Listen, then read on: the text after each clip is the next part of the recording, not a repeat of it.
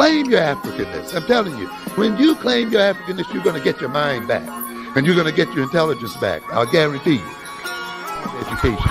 And when they take responsibility in terms of their own Africanness and their own identity, when they don't spend all of their lives trying to escape from their Africanness, when they don't believe that to be called African is a curse, you see, when they don't run from their Africanness, but they run to it, and they embrace it, and they become a part of it. Let's see what happens to their learning when they decide and say out loud that I'm black and I'm proud, and that I'm African and I'm proud. And if individuals, society exists outside African people, that is logically impossible. And it's a stupidity that's perpetrated on the population, upon our people, and often leads to serious misunderstandings, both of ourselves and of our situation.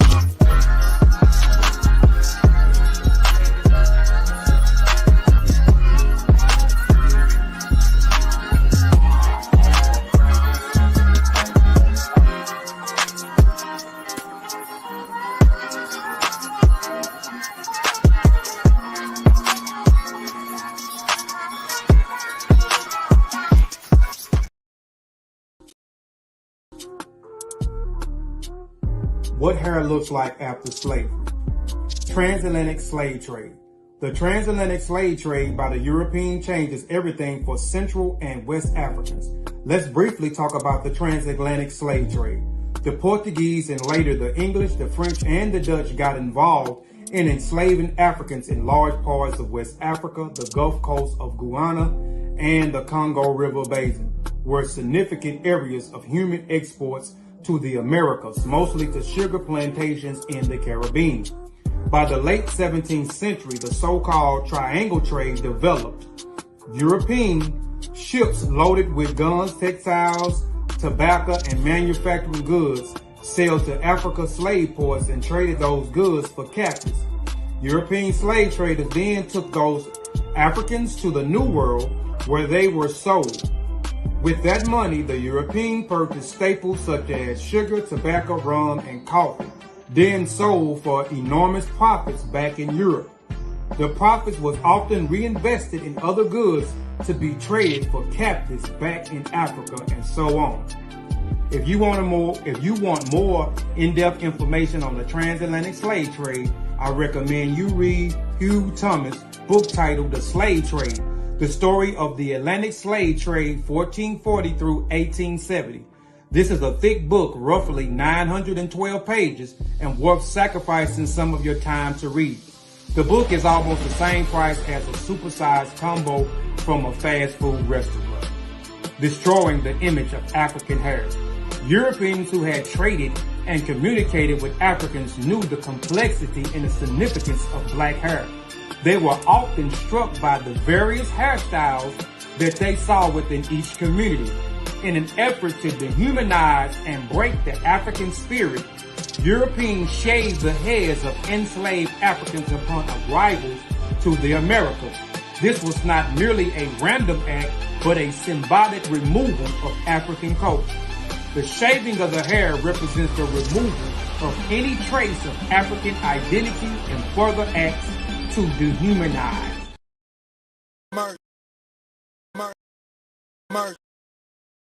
Merging. Your boy merging. My word surfacing, nigga, I got a different purpose.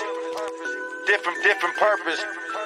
My word surfacing, nigga, I got a different purpose. Yeah.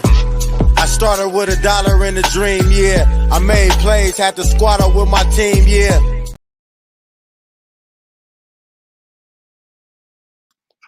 Peace to everybody out there in the chat. It's your boy Sean P, man. In a place to be, Lafayette, John Mayan, Boca, ETM, Hotel, Rennie, Sean. That's welcome and peace. My name is Sean. I'd like to thank everybody for tuning in to this evening's show.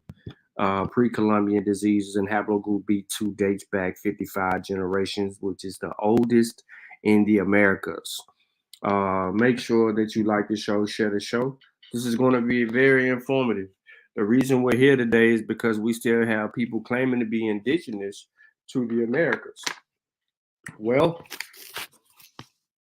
there's a lot of things that indigenous people in the Americas introduced to Europeans and Africans upon their arrival. And that would also be New World or quote unquote New World pathogens. Remember, these people have been secluded from all the other diseases that did come to what we call the New World. However, there was an exchange in pathogens between the two. And we're going to take a look at that. And then we're going to get into the importance of genetics and who represents B2.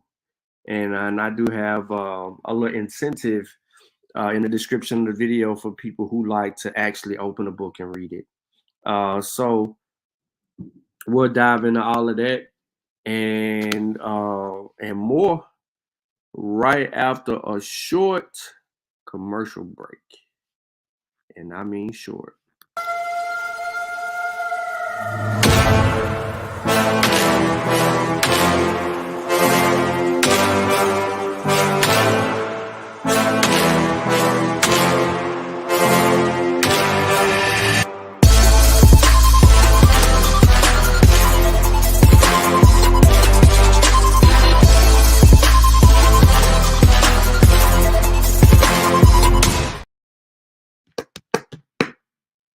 All right, so we're officially back. I know there's going to be a handful of people that might straggle in here a little bit later on. So what I'm going to do is I'm going to go ahead and get started, man. I ain't waiting on nobody else. If you catch this on a replay, please share, like, share, do all of that beautiful stuff. I want to start here, the NIH article. Now, I've produced this article to people before, but I want to be more specific. Let me just go ahead and give you the name of the article. Health Conditions Before Columbus, Paleopathology of Native Americans. All right, in this, okay, this is basically information about the health status of the earliest inhabitants of North America, and this provides a chronology of the health problems that span more than 1,000 years. Studies of disease in ancient times add an important dimension to our understanding of the life struggles of a largely unknown past. So in this article, they provide a brief overview of health conditions and quality of life in North America before contact and colonization. All right, so you get a great understanding of that, but I want to dive directly into introducing you to. Excuse me. I don't know why I'm yawning. I've been on the East Coast time last few days. But I want to introduce right here to this part. So osteologic data demonstrate that Native Americans were most definitely not living in a pristine, disease-free environment before contact. Although New World indigenous disease was mostly of the chronic and episode kind, Old World diseases were largely acute and epidemic. Different populations were affected at different times and suffered varying rates of mortality. Diseases such as trypanosomiasis, tuberculosis were already present in the New World, along with diseases such as tularemia, Giardira, rabies, ambic dysentery, hepatitis, herpes, pertussis, and poliomyelitis. Yes, I said herpes. Although the prevalence of almost all of these was probably low in any given group. Now, to add to that, syphilis was one as well. Now, I know you don't see this in the article. That's absolutely fine. I'm going to go ahead and I'm going to demonstrate that in a little bit. Now, you have to also take into account the Old World diseases included the bubonic plague, measles, smallpox, mumps, chickenpox, influenza, chlorella, diphtheria, typhus, malaria, leprosy, and yellow fever, to name some. Okay, so there's a difference there. There was about 2, 3, 4, 5, 6, 7, 8, 9, 10, 11 New World diseases, and then of course there were quite a few more Old World diseases. But most importantly, This lets you know that there was a world of disease that was actually present. To be honest, the rest of the world ended up with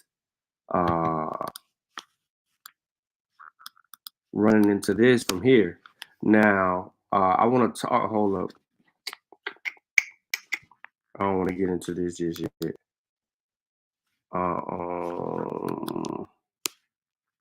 Let me put this on the screen.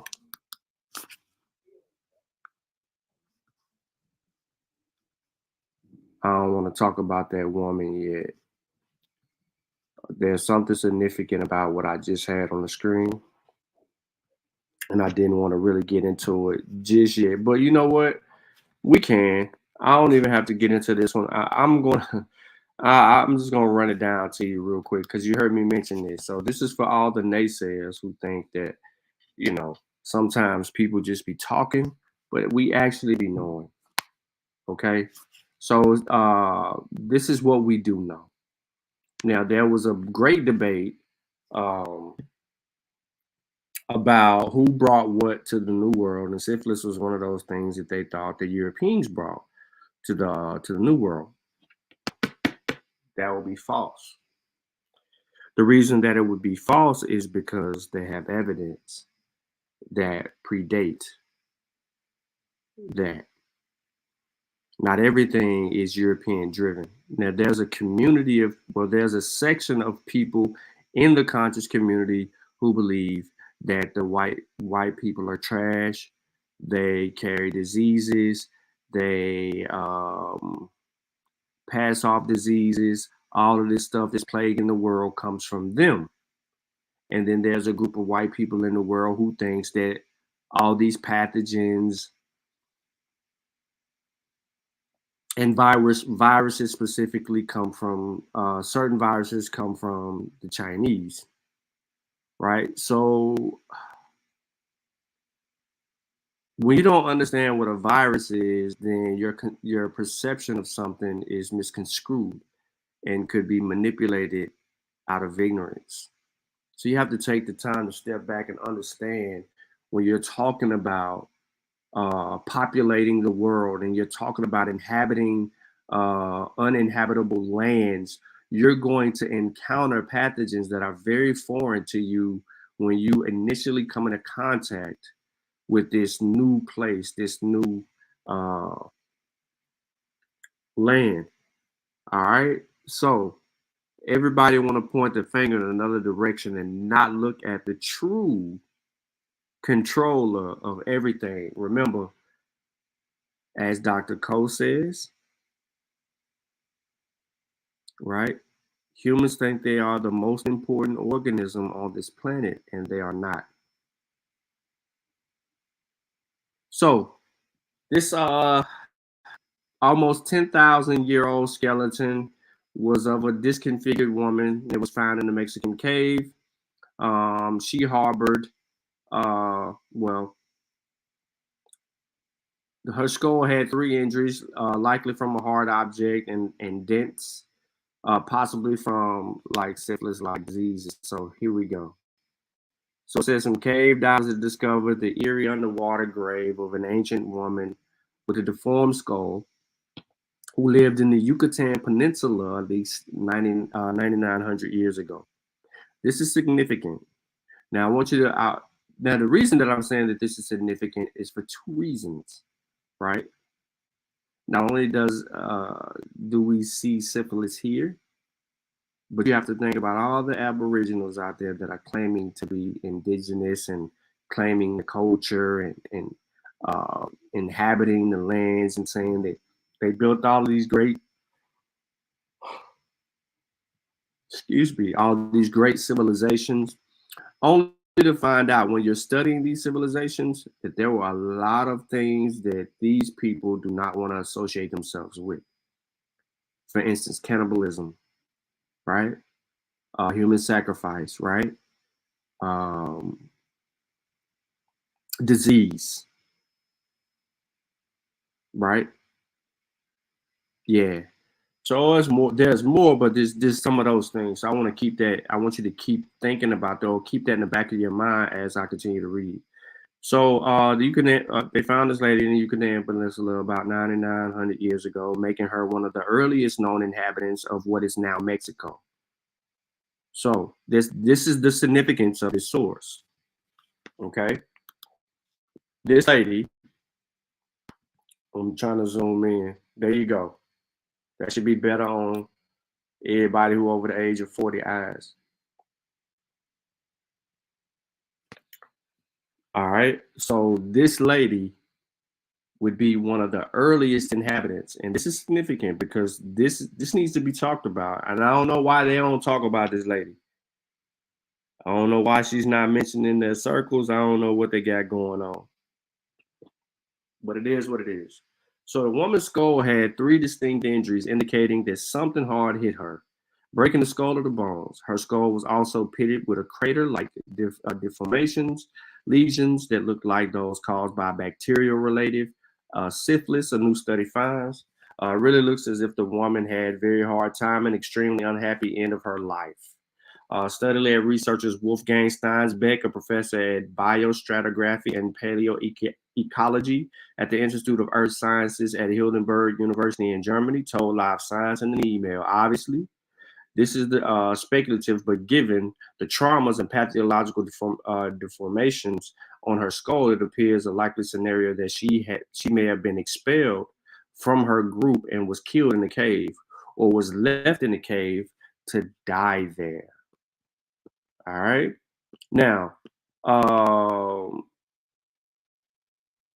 her being outed or left somewhere to die, expelled from her people, that would be common. That's a common practice among Homo sapiens. We see that across the planet culturally. You have to think about that when people are plagued or when people violate tribal rules and laws. Shit happens. Anyway, so the cave explorers Vincent Fito and Ivan Hernandez found the woman's remains in September 2016 while diving in the Chan Hall Cave near Tulum. At the time, they were searching for another ancient skeleton known as the Chan Hall II, whose remains, except for a few bones, were stolen by thieves. The newfound bones were located just 460 feet, which is 140 meters away from the Chan Hall 2 site, prompting archaeologists to assume that the divers had found the missing Chan Hall 2 remains. But an analysis soon proved them wrong. A comparison of the new bones to old photos of Chan Hall 2 showed that the two must represent different individuals, Steinbeck said. So an international team got to work in analyzing the mysterious skeleton dubbed Chan Hall 3. While the skeleton is about 30% complete, the researchers were able to discern that it belonged to a woman who stood roughly 5'4" tall and was about 30 years old when she died. What happened to her skull? There was 3 injuries to her skull. She had violent ends. Steinbeck said there are no signs of healing of these wounds, but it is still difficult to say whether she died from these wounds or survived the blows for some time. It's even less straightforward how her skull developed its dents and crater-like deformities, the researcher said. Perhaps she had Treponema pertinatis, a bacterial disease related to syphilis, which would make this the oldest known instance of this disease in the Americas. There you have it. Right? I don't need to really go any further, but this is the oldest known disease in the Americas. This was not imported, as one would call it. This was not an occurrence there. So I just wanted to back up what I originally stated earlier on. Drop a little science on you. You already know what all my sources are. They're in the description. We're going to move a little bit forward. And I want to get into big thing article that was released the other day. I just kind of been sitting on it for the last few days. Of course, my business, and I'll share it with you.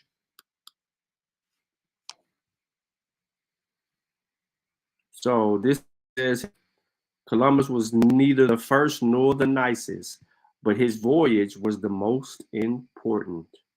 And as you can see from this map here, you see a few things, but I want you to concentrate on what is leaving these places.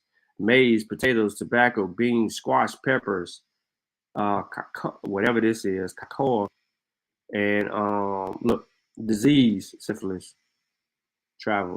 Of course, a lot of stuff comes in, but our focus is on what's leaving out. Cassava, manioc, cacao. All right. Let me make sure that y'all can hear this article. If I hit play right now, you're not gonna hear nothing.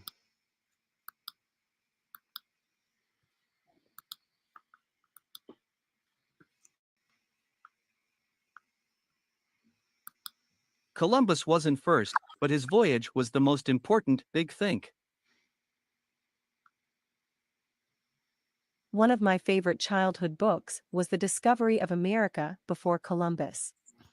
Extrapolating from scant archaeological and ethnographic evidence and building on oblique references found in ancient myths and manuscripts, its author postulated a host of pre-Columbian visitors, not just Vikings, whose visits have indeed been attested, but also the Irish, Welsh, Etruscans, Romans, Africans, Japanese, and Chinese. The book combined the heft of history with the thrill of science fiction, launching a bunch of counterfactuals at the supposedly solid sandcastle that is the world as we know it. I reread it until its pages came unstuck. Ultimately, however, none of those possible discoveries matters as much as the one made by Christopher Columbus in 1492. This is not because Columbus was the first and certainly not because he was a lovable character. He was neither. But the sailor from Genoa did do something unprecedented that changed the world forever. He added a whole continent to the known world. Adding a whole continent to the known world. Before Columbus, the Americas were a self-contained ecosystem sealed off from the rest of the world by two massive oceans. After Columbus came conquest and genocide, but also new animals, plants, peoples, ideas, and diseases, in both directions. As this map shows, new things flowed into the New World from Europe, Africa, and Asia, and vice versa. This is the Columbian Exchange, and it made the world as we know it. Before the Columbian Exchange, there were no pineapples in Hawaii, no chocolate in Switzerland, and no coffee in Colombia. Of course, the Americas weren't entirely isolated before Columbus, otherwise, he wouldn't have encountered any people when he landed. The first human inhabitants of the Americas crossed over from Eurasia via the Bering Strait thousands of years ago. But that trip was extremely harsh and cold, so this pre-Columbian exchange was essentially limited to the people themselves. It was Columbus himself who kick-started the Columbian Exchange. On his first voyage, he brought back to Europe 6 Caribbean natives, plus some birds and plants. On his second voyage, he brought to the Americas wheat, radishes, melons, and chickpeas. Defeat, subjugation, and near extinction.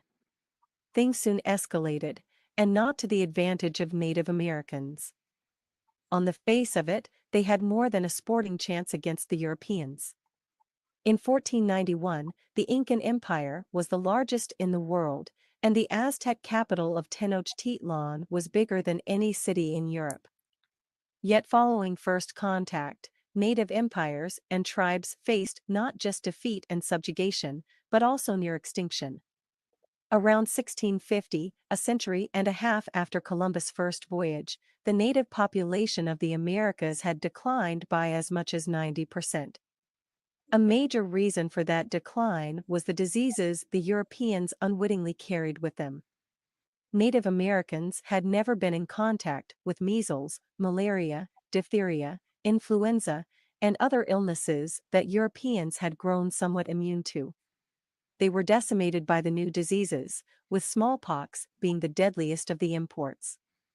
Just imagine if the reverse had been the case, and the Spanish conquistadors had dropped dead shortly after landing from some unknown American bacterium. Perhaps the flow of conquest would have been reversed. and the cities of Europe would now be crowned by Aztec pyramids instead of Christian cathedrals. But that's not how it happened. The only major disease that made the journey in the other direction was syphilis, and even that's debatable. For more, see Strange Maps number 1128. It's also no coincidence that this is how it happened. Americans before 1492 were isolated from the rest of the world and its diseases. Europeans, on the other hand, live on the world island they share with Africa and Asia. There are no natural barriers to the migration of either people or diseases. Hence, there was massive death, for example due to plague, but also a greater immunity against various diseases. Though, this immunity was far from absolute. It is estimated that smallpox killed around 400,000 Europeans per year in the 18th century. Animal Farm. More benign, but equally transformative, was the introduction of various animal species that were previously unknown in the New World, such as pigs, sheep, goats, chickens, cattle, and horses. Lacking natural predators, imported populations of horses, cattle, and sheep grew exponentially, and de-domesticated herds colonized and transformed large parts of the American interior. With plenty of grazing land to support huge populations of these species, there was always plenty of meat available. That's a big reason why the Americas rarely experienced famine, and one more factor pulling in immigrants from the more precarious parts of the world. Cattle, donkeys, and horses also gave Native American farmers and traders something they never had before: beasts of burden for pulling plows or carrying cargo. In contrast, the llama can carry just 100 pounds, 50 kilograms. Various native tribes enthusiastically adopted the horse, making it central to their culture. This allowed them to transition from an agricultural to a nomadic lifestyle. Tobacco, chocolate, and potatoes. Turkeys and llamas traveled in the other direction, but these New World animals had a fraction of the impact a handful of American plants had on the Old World. First, tobacco. Smoking became so popular in Europe that tobacco farming helped sustain some of the earliest European colonies in the Americas, including Jamestown in Virginia. Another popular import was chocolate, although initially as a hot beverage. Perhaps the Americas' most consequential contribution to the global diet was the potato. The humble spud's high caloric value created food security for peasants, first in Europe and later elsewhere, that helped sustain a population boom. In just 2 centuries after 1600, the world's population doubled, reaching its first billion around the year 1800. There was a dark side to that success. When the potato crop failed, famine ensued. The potato blight in 1840s Ireland claimed 1 million lives through starvation. Another million Irish emigrated, mainly to America, setting a trend that would continue until a few decades ago. Uniquely among the world's nations, Ireland's population now, 5 million, is smaller than it was in 1835, 8 million, right before the Great Famine. Cassava, another American food export, provides more calories than any other food crop. It has become such a staple of African diets that many will be surprised to learn that it is originally American. Both hero and villain. In the other direction went apples, pears, peaches, rye, barley, wheat, lettuce, citrus, and sugarcane. Sugarcane in particular thrived in the tropical parts of the Americas, and the need for cheap labor to work this and other cash crops created the most abhorrent element of the Colombian exchange: the transatlantic slave trade. It resulted in the forced transport of up to 12 million Africans across the Atlantic, with about 15% dying from the abominable conditions on board. Arguably, the Colombian exchange was the world's first experience of the phenomenon we now call globalization. Some of its effects were beneficial, many others destructive. In that sense, Columbus is the perfect figurehead for the phenomenon, as he is both hero and villain. but weighing up the good versus the bad is a pointless exercise. The world after the Colombian exchange is an omelet that cannot be unscrambled.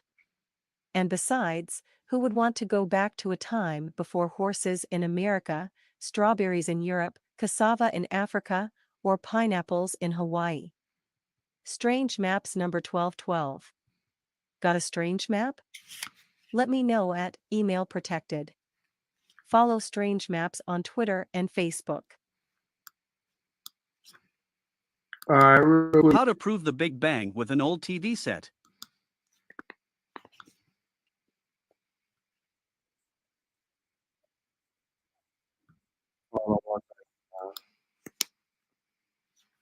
I was playing the Big Bang article. Yeah, Kevin, you came in a little late, man. So just real quick, I'll put it on the screen. You can see it right here. Let's just scroll up to the article. It's in the description, so you can check the article out. 9,900-year-old skeleton of a horribly disfigured woman found in Mexican cave. The woman's skull had 3 injuries, likely from a hard object and dents, and possibly from syphilis-like disease. Check that article out, bro. Check that article out. And that should be cool for you. Next source here.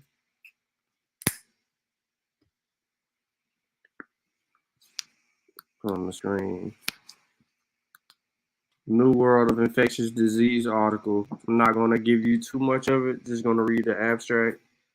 And the reason that I'm doing that is because it is 40 pages, and I don't want to bore people to death. Hold on 1 second. I got to slap the shit out of somebody. All right. Now I'm back.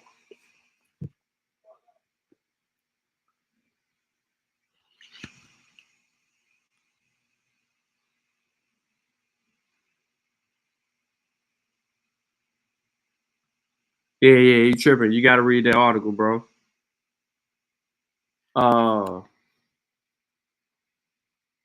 Yeah, you got to read that. But anyway, New World of Infectious Disease. So when Columbus crossed the Atlantic in 1492, he brought together 2 worlds of infection, which had developed in virtual isolation from each other for thousands of years. The picture of infectious disease in the New World differed from that in the Old World in many ways, but probably most dramatically in the absence of crowd infection capable of causing severe epidemics.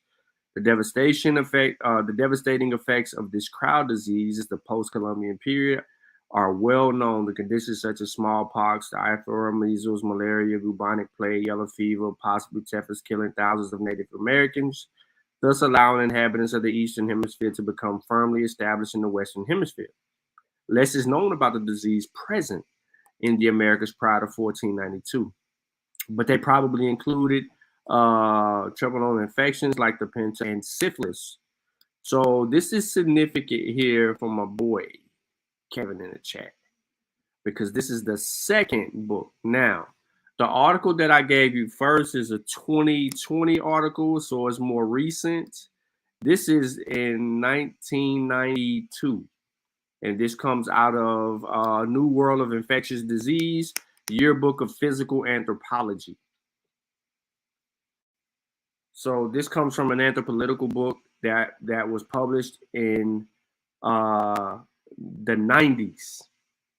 And then I give you an updated source in the recent 2000s that also labels the syphilis, tuberculosis forms of leishmaniasis and trichomonas fungal diseases, and a lot of this shit I can't pronounce.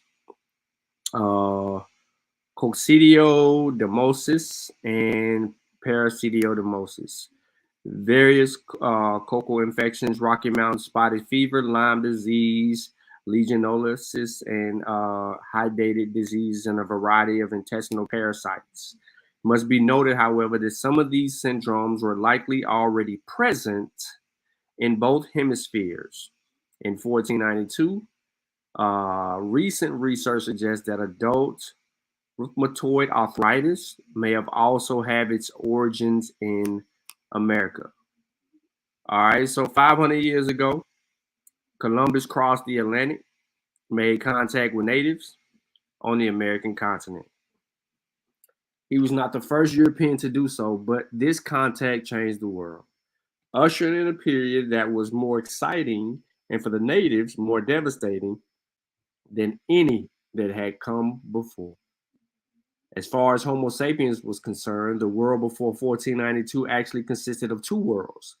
That which produced Columbus is referred to as the Old World, old from the perspective of Europeans who saw Americas as something excitingly new and different from anything familiar with them, and old from the perspective of anthropologists who see Africa, Asia, and Europe as the cradle of humanity, with the populating the Americas coming later. The voyages of Columbus set in motion a series of events that brought these two worlds together to create a single world.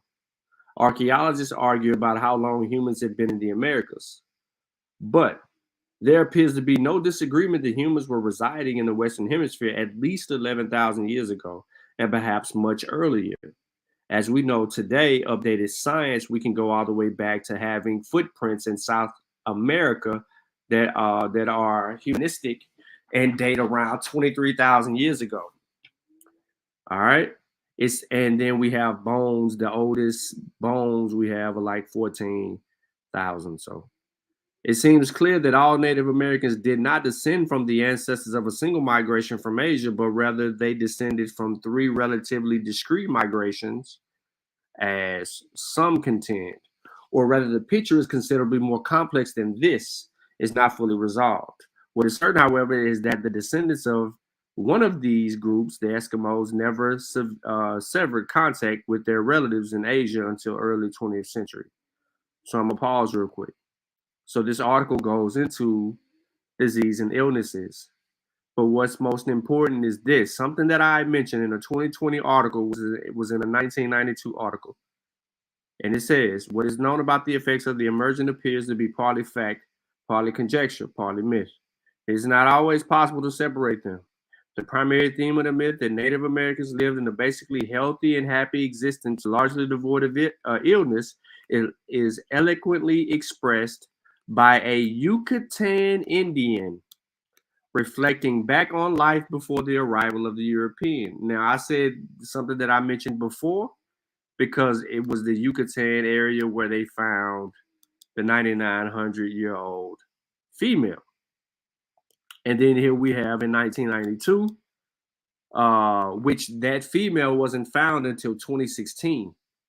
But here in 1992, we have someone from the Yucatan expressing information that has been passed down to them throughout the years. So that is significant.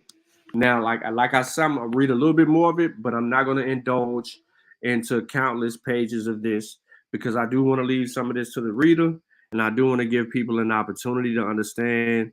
We're talking disease right now, and it's important. Kevin, that is always possible, and that is always the instance when dealing with viruses. So absolutely, we could understanding viruses the way that we do today. We can significantly say that with confidence that these things mutated and adapted. So it probably only got worse. You know what I'm saying? It just mutated into something different. And we don't look at viruses like that. We think that polio is the same polio that affected people when the polio outbreak happened, right? We don't take into the account the fact that it mutated and adapted. Fuck out of here, yo. All right, so what is known about the effects of the emergent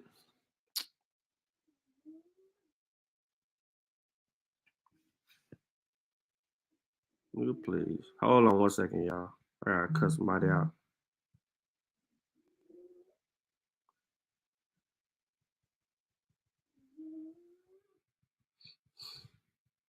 Y'all hear Tyson in the background?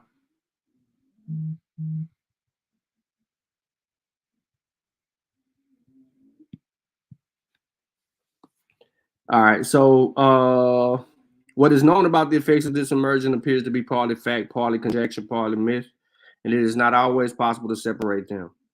The primary theme of the myth that Native Americans live basically healthy and a happy existence, largely devoid of illness, is eloquently expressed by the Yucatan Indian reflecting back on life before the arrival of the European, as quote, there was then no sickness. They had no aching bones. They had no high fever, no smallpox, no burning chest, no abdominal pain, no consumption, no headache. At the time, the course of humanity was orderly. The people of the old world, on the other hand, were pictured as progressive, but warlike, feeling that nature existed solely for the benefit to be reshaped at will, while those of the new world were peace-loving, although culturally stagnant, living in harmony with nature as one of many coexisting forms of life. The poor hygiene, inadequate diet, and frequent warfare of the old world inhabitants led generally to poor health and repeated epidemics raging the population, a condition which nevertheless made their survivors extraordinarily tough and resistant to disease. In contrast, according to the myth, the New World inhabitants had better hygiene, ate healthy, balanced diet, and had no fear of epidemics. However, this condition would make them particularly vulnerable to the contagious infectious diseases of the old world when they were introduced to early explorers and colonizers from the Atlantic.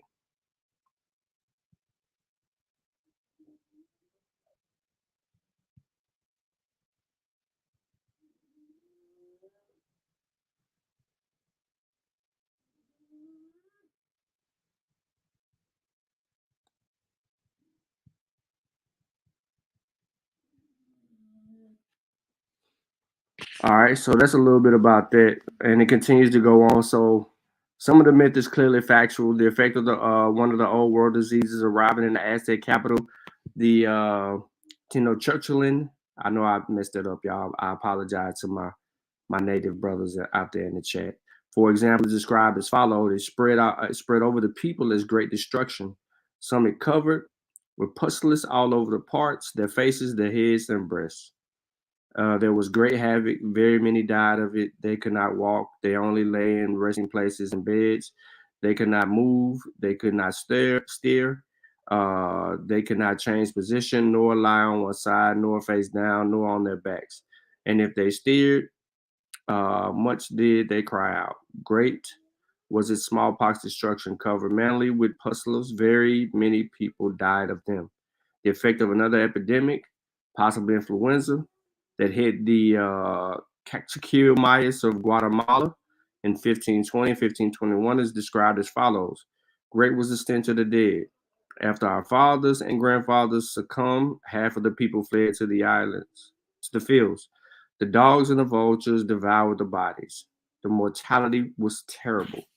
Many details of the old world infectious diseases on the Aborigines of the New World are not well understood, although Spanish administrators kept reasonably accurate records of the health of their immediate subjects. For example, what was happening in areas not yet contacted by Europeans is more of a matter of conjecture. To what extent, for example, might new diseases have been carried from localities of initial contact to areas not yet contacted, significantly altering native populations by the time contact actually occurred? The overall result, however, one of the depopulation of demoralization to the extent that the most present population of the Western Hemisphere draws its recent ancestry from the old world rather than America's is anything but ambiguous. So I'm gonna stop right there real quick.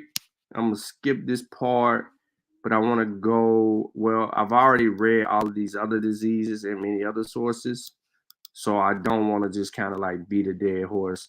So we should know from the previous sources that we had uh, old world diseases and new world diseases and differentiate them and what we know about them.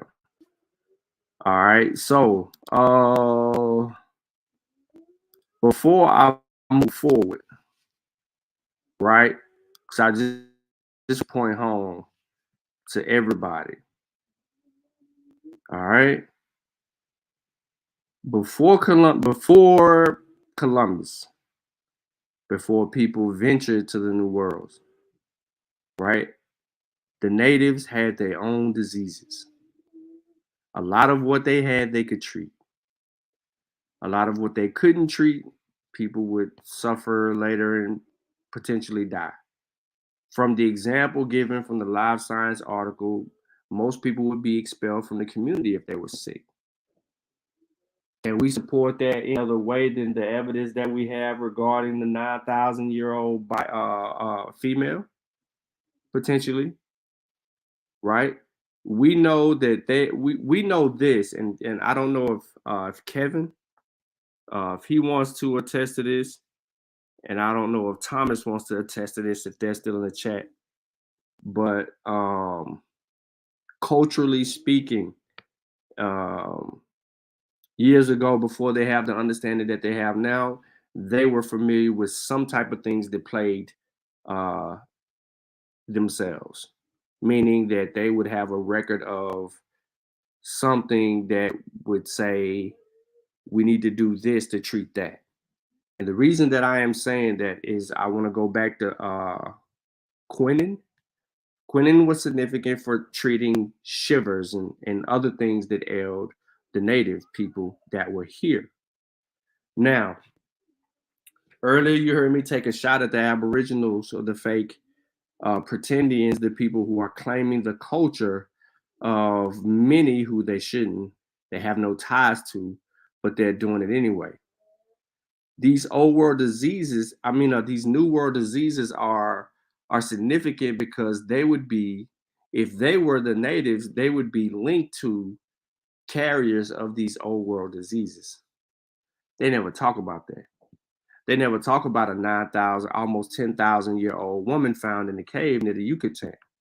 They don't talk about other elements of what evolved pre-Columbus because they don't know that history, right? They only know the romantic part of the native culture.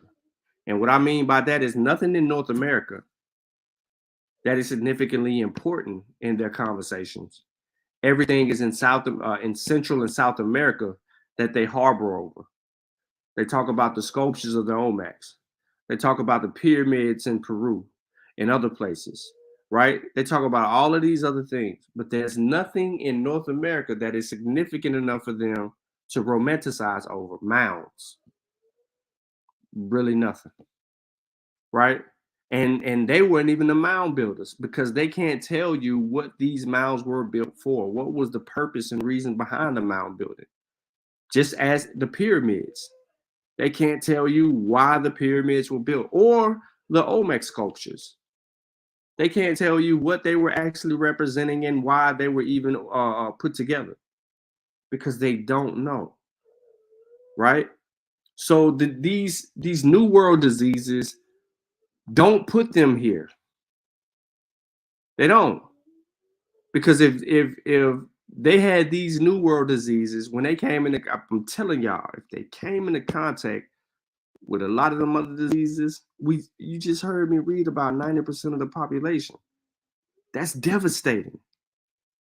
How did they survive it?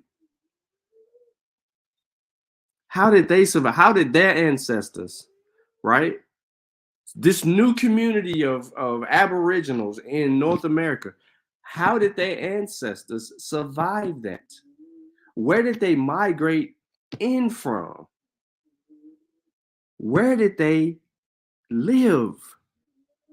What type of culture was demonstrated and shown here? What about their writings, their language, their art, their music, their foods? What type of tool making? Who did they go to war with? Right? All of these factors of Homo sapiens being Homo sapiens doesn't add up because we don't see the clash of separate people, right? Let me give you an example of that, right?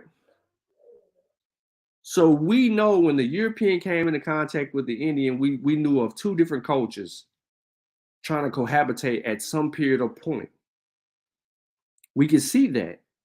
Do we have three separate cultures transpiring? right? Like we heard today on Not a Coincidence show, we heard Dane Calloway go back and literally say this, that the Europeans came to America, kidnapped the natives who would actually be the black people here, took them back to Europe, sold them to Spain. Spain sold them to Africa.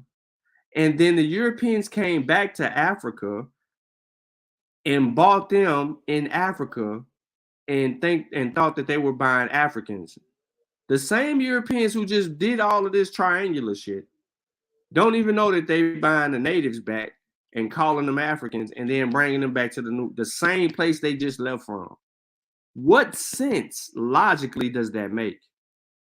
Now, factor in the point that I just told you that there were New World diseases, right? So, and there's Old World diseases. So if the European came into contact, kidnapped all of these people, brought them back to Europe, they're exposing them along the way to Old World diseases. You think they're going to survive a trade from Europe to Spain to Africa, from Africa back to Europeans? There's no way that they could survive the treacherous, retching pathogens that would wreak havoc on them during that cycle. So we know that that couldn't have transpired. It's unrealistic. And no evidence exists for that. And for him to utter and say that was just stupid. Now, you want me to say that again? All right. Dane said the Europeans came to the Americas, kidnapped the people in the Americas. The Europeans kidnapped the people in the Americas, took them back to Europe. In Europe, they were sold to Spain.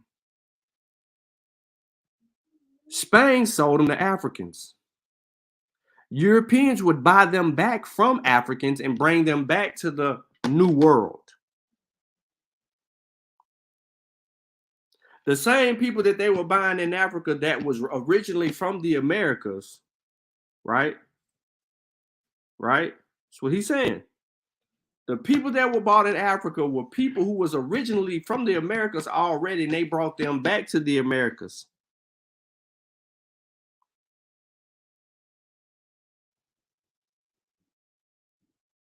How did they survive the Old World diseases?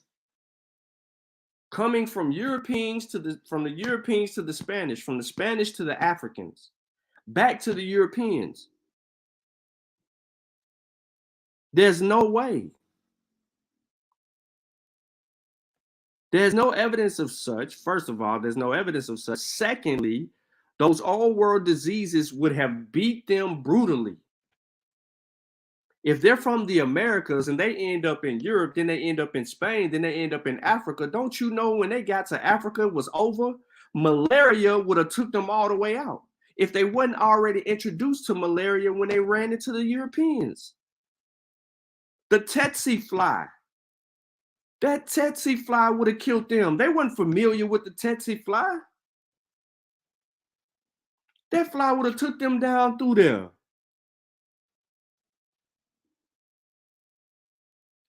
So you have to look at this from reality. The reality of it is this. The people that inhabited the Americas were very unfamiliar with these Old World diseases, but they also were familiar with the diseases that was present to them. And we know what those diseases are. And we know when they were introduced to Old World diseases, what transpired. So if you had 100 million people, and I'm hypothetically speaking, 100 million people, there was 10 million people left in the Americas by the time those plagues had happened. But you have to think about it. The people that were in South America were distant and spread apart. There was forestry there. There was places of contact. There were places of non-contact with Europeans, similar to Africa, that occurred in South America. But those outer skirts, Central America and North America, and was game. And they were susceptible to disease.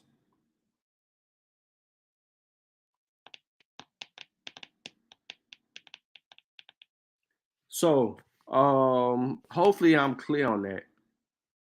But like I said, I have supportive evidence here. I give you 4 sources, especially from an anthropological perspective, a virological perspective, and an epidemiological perspective. It's all here. So I wanna transition into the Blackfoot. Before I get into the Blackfoot,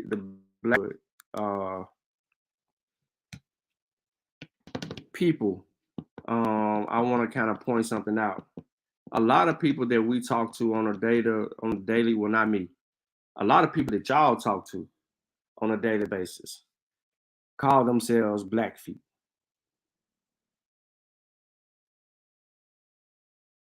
Right? If it's not Blackfeet, some of them got the Algonquin people. They just start to mix and match certain names because they're starting to pick up on a certain thing from other people that they're regurgitating, and they're using these names. But Blackfeet is real popular to Black people, right? Because they're supposed to be known as some of the oldest in North America. Blackfeet, right? They're supposed to be like the earlier inhabitants, which would be indigenous people, and they want to claim stake to that. Before I even get into the science, I'm just going to already tell you, I put it on the screen. We know exactly who the Blackfeet people are. Blackfoot people are. We know that they're represented by a haplogroup, B2. And we know that because a man took a DNA test that lives in this area. He took a DNA test with 99% accuracy. This shit went back 55 generations. Do the math. 55 generations. And he represents the haplogroup B2, which would be the Blackfoot people. Now, he don't look nothing like none of these people claiming to be Blackfoot that you see on the internet. And it is only on the internet where you're going to see that foolishness. So I know what you're saying. Source up or shut up. Right? Because that's what we do around here. We source up or we shut up. So let me introduce you to one article first, and then I'm gonna bleed it over with supportive evidence. All right. So Blackfeet man's DNA is the oldest in Americas. So Daryl Dusty Crawford of Hartbutt on the Blackfeet Indian Reservation was surprised to learn that his DNA placed his ancestors in the Americas about 17,000 years ago. He'd had his DNA test through a company that aims to provide customers with a biogeographical ancestry. The company CRI Genetics traced his line back 55 generations with a 99% accuracy rate. It was a rare finding according to the company. They had never been able to trace anyone's ancestry in the Americas as far back as that they told him. Adding it was so unlikely, it was like finding Bigfoot. Crawford's DNA suggests that his Blackfeet ancestors came from the Pacific, traveled to the coast of South America, and moved north. I'm gonna say that line to you again. Crawford's DNA suggests that his Blackfeet ancestors came from the Pacific, traveled to the coast of South America, and moved north. His haplogroup is part of the mtDNA B2, who originated in Arizona about 17,000 years ago. That group is one of 4 major Native American groups that spread across the continent. The DNA test focused on mitochondrial DNA and traced back Crawford's line of ancestors of 4 females, i.e., Ina, Chi, and Sachi. Crawford's DNA shows he's a descendant of Ina. The DNA's group closest relative outside the Americas are in Southeast Asia. Its path from the Americas is somewhat of a mystery as far as no frequencies of the haplogroup in either Alaska or Canada. Today, this Native American line is found only in the Americas, with a strong frequency peak on the eastern coast of North America, according to the DNA testing company. Crawford also had unusually high percentages, 83% of Native American ancestry in his results. Some of what was a mix of native threads, but unusually 73% of the same heritage. In addition to his native heritage, Crawford's DNA was 9.8 European, 5.3 East Asian, 2% South Asian, 0.2 African. When Crawford had composed the family tree for a college project, he could only trace his ancestors back 5 generations. His Blackfeet name is Lone Bull, and his mother's great-great-grandfather was Two Elk. The family name of Crawford came from a Scot-Irish cattleman who drove a herd into what became Montana and married a Blackfeet woman. Crawford encouraged other Native Americans to have genetic testing. The results could reshape how anthropologists understand Native history. Last year, Senator Elizabeth Warren, which we all know, claimed that she had that, but since evidence came back showing that, she wasn't that, so it is what it is. So they added it in the article, so I just wanted to kind of jump over that. So let's double down, right? Let's double down. So we got Crawford. He took a DNA test, came back 55 generations, put his people here 17,000 years ago, somewhere around Arizona after they've migrated on their way. So the mitochondrial DNA landscape of modern Mexico. Now, I ain't gonna read, I'm just gonna give you the abstract, right? I'm gonna give you the abstract and I'm gonna give you the conclusion. Some of you might not understand the results. But if your boy is in the chat who owe me $100, he'll have a heart attack right about now.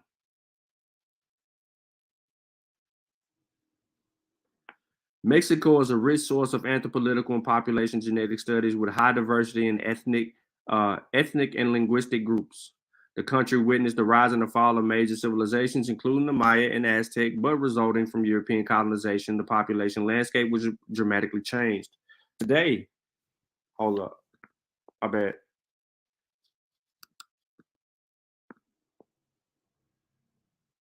That's about as good as I can get it. Today, the majority of Mexicans do not identify themselves as indigenous, but as admixed, and appear to have very little in common with the pre-Columbian predecessors. However, when the maternally inherited mitochondrial mtDNA is investigated in the modern Mexican population, this is not the case.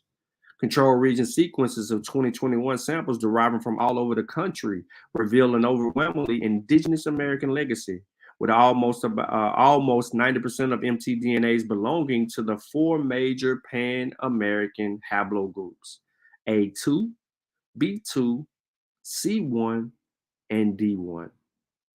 This finding supports a very low European contribution to the Mexican gene pool by female colonizers and confirms the effectiveness of employing uniparental markers as a tool to reconstruct the country's history. In addition, the distinct frequency and dispersal patterns of indigenous Americans and Western Eurasian clades highlight the benefits such large and countrywide databases provide for studying the impact of colonialism from a female perspective and a population stratification. The importance of geographical database subsets, not only for the forensic application, is clearly demonstrated.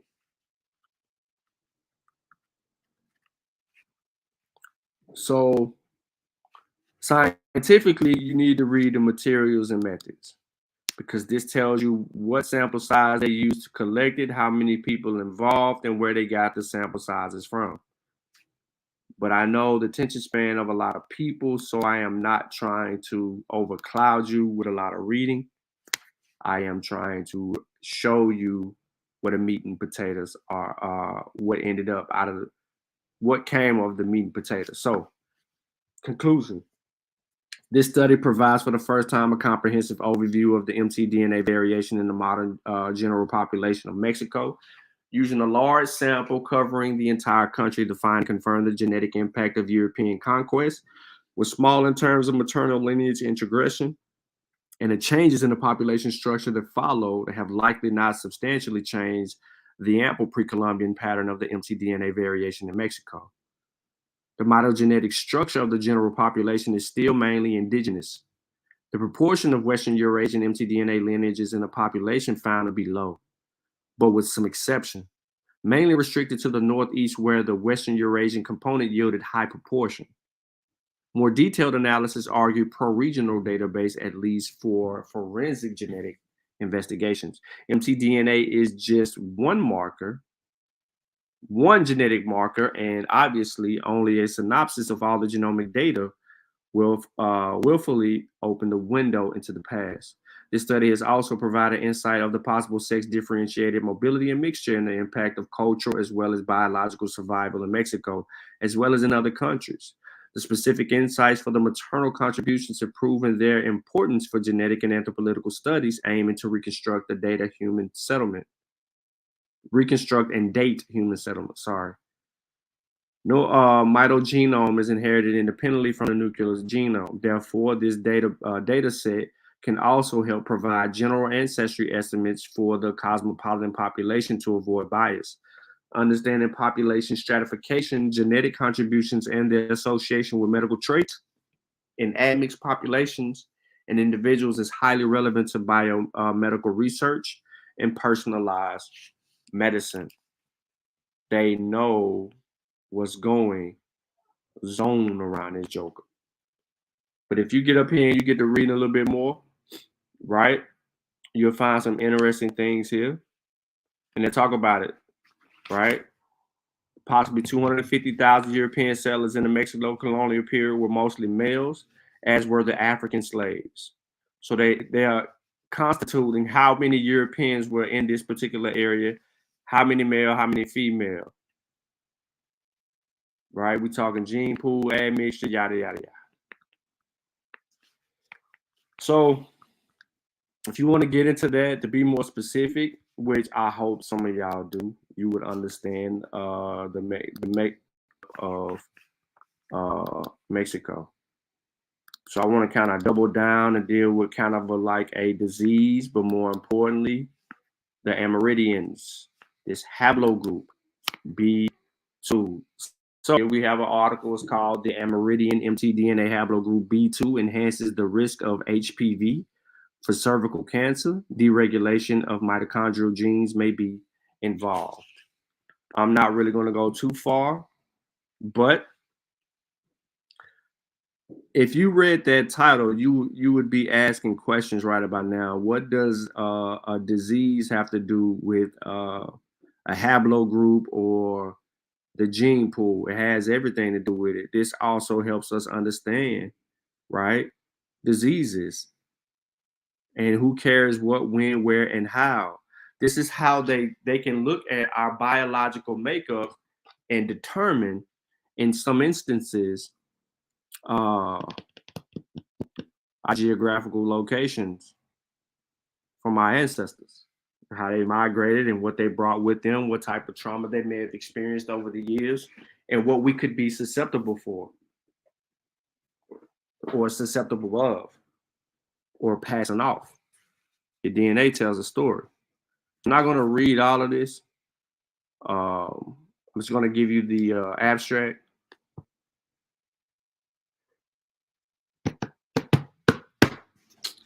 Really, I can give you the introduction.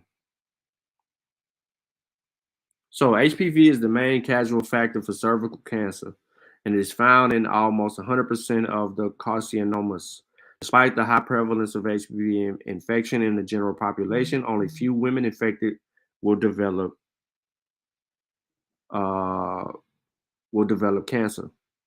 Host factors seem to be critical for resolution or evolution of HPV infection to a neoplastic lesion and then to an invasive cancer.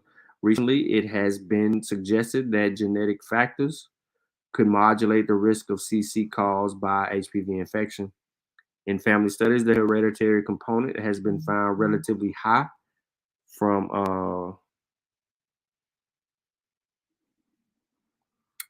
27 to 64%, despite the disease has a strong environmental etiological factor. Moreover, it has been reported that the first-degree relatives of women with CC have up to a threefold greater risk of CC.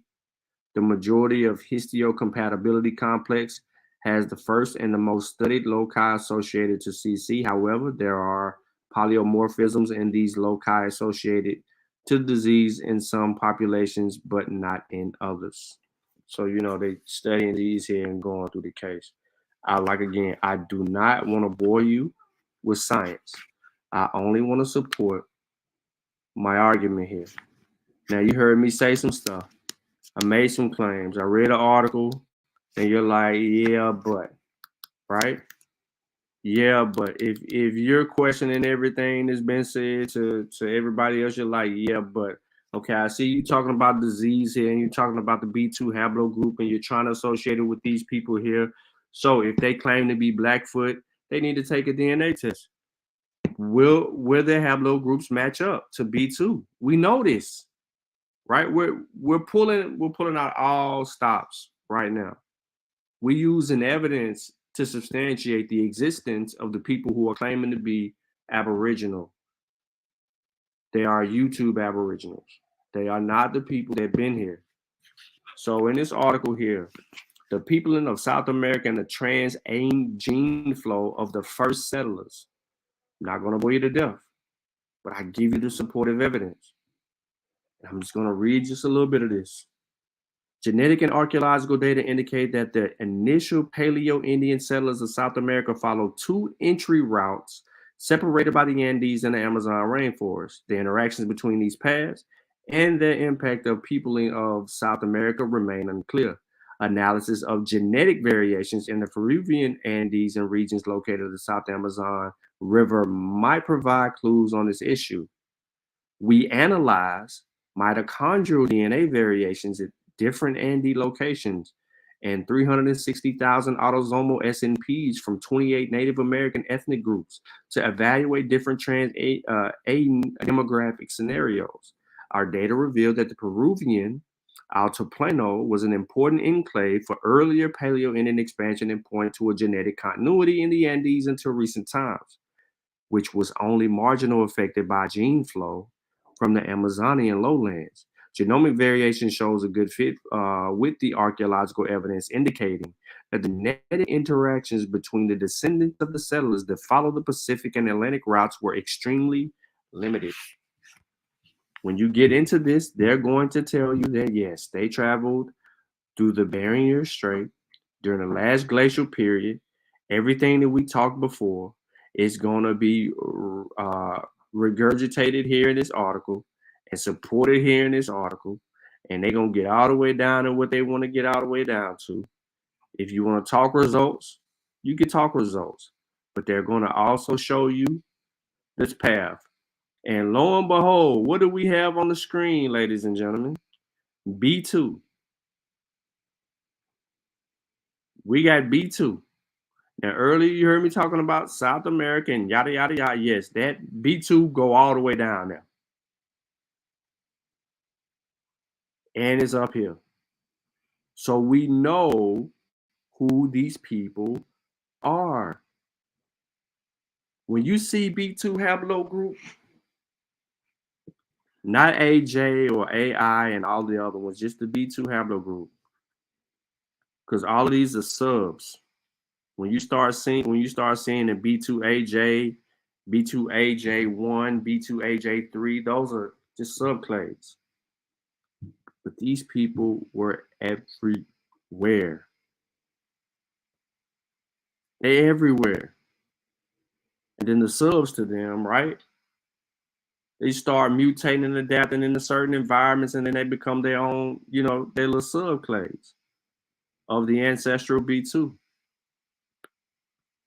But this article is hella supportive. And, I know y'all like pictures, right? So there you have it. You just take these colors right here and you just go on up there and do your thing. Some of y'all. And there go your methods. You saw the results up there earlier. I don't want to read to you what it all says, but I want you to enjoy it. And I want you to refute the argument. These B2s, haplogroups, they don't look nothing like black people. It's on the internet, claiming to be indigenous. Now, you can go look up B2. And you're going to sit here and it's going to take you around. It's going to take you right around exactly what I said, and it's going to support what I said. So when you heard me say something earlier about Paleo Indians, think B2. Think Blackfoot. They don't look nothing like these black people claiming to be these people. So let me triple down on my argument. So the CRI customer has his DNA traced back 17,000 years. This is a article that supports the initial article. It just goes in the same thing about the 55 generation 17,000 years ago, 99% accuracy. And to be honest, this map is showing the East Asian route and going from south to the north, ending up in Arizona.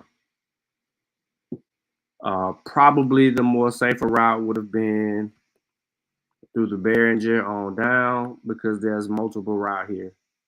But here you go. A few weeks ago, we learned more about the Blackfeet Nation in Northwest Montana, thanks to one of its members, Daryl Dusty Crawford. The Blackfeet Nation consists of 4 different groups that speak Siksika. So, ladies and gentlemen, boys and girls, for those of you who argue with Aboriginals every day, that goes for my boy, not a coincidence, since you argue with them on a daily, more consistent, right, than I would. Here's the language. They speak it to this day. The language, bruh. Let me show it to y'all. Live demonstration on the app. They speak this shit.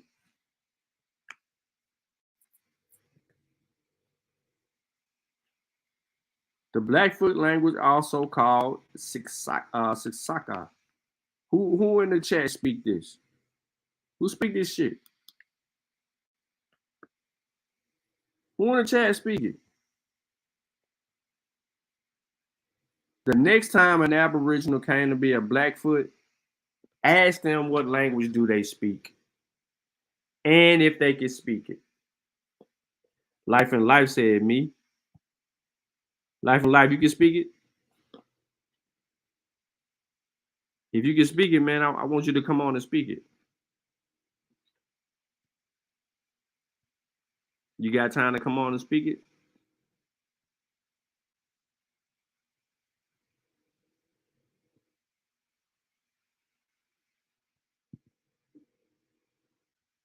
Hold on.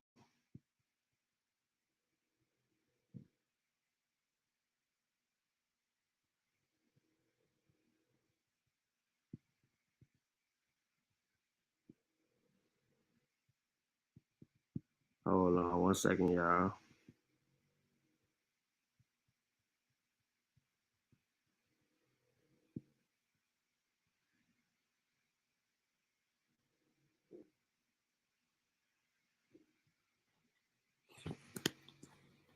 All right.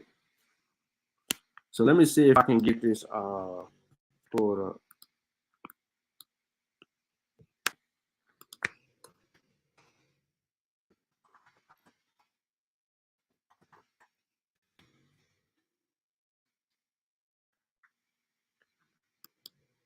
Let me know if y'all can hear this.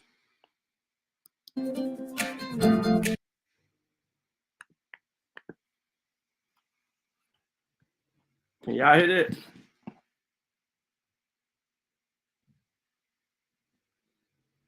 Could y'all hear that? Nope, y'all couldn't hear it.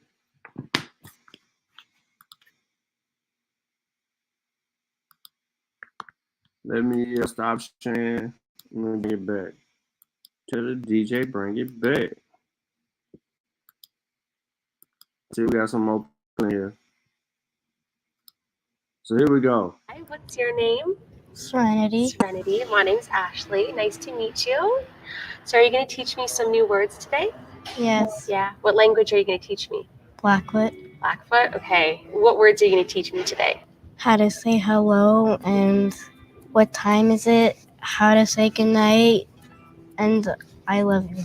That seems like an important one. So, how do you say hello? Okay. Oki? Yes. And how do you say good night in Blackfoot? Asikuku. Asikuku? Mm-hmm. And how do you say what time is it? Say tutu. Say tutu. Did I say that one okay? Mm-hmm. Yeah? How do you say I love you in Blackfoot? Geksukakumen. Geksikakume. Okay, so hello is uki. Yes. Yeah? Good night is asikuku. I love you is gesikakume. Yes. And what time is it is Say tutu. say tutu. Well, thank you very much, Serenity, for All right, so you heard a little bit from Serenity, a young girl. I know a lot of y'all are like, see, she black. See, she black. That girl mixed this all get out. She black. She black, one dry room. She mixed. Listen, bro, listen to me. We just got a little girl on here speaking of Blackfoot. I just showed y'all that the people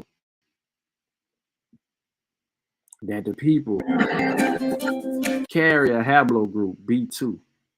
If you take a DNA test, you can claim them all you want. Just take the DNA test.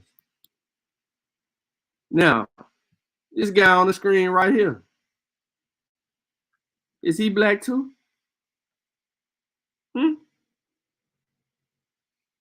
Is he black too?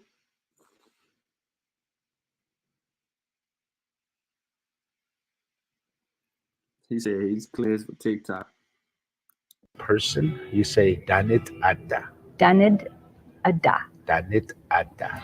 Danid ada. But when you say it to a large group of people, you say tatanast ada. Can you say the first word again? Tatanast ada. Dadanist ada. Yeah. All right, so real quick, I don't care if they had this information. Doesn't matter to me.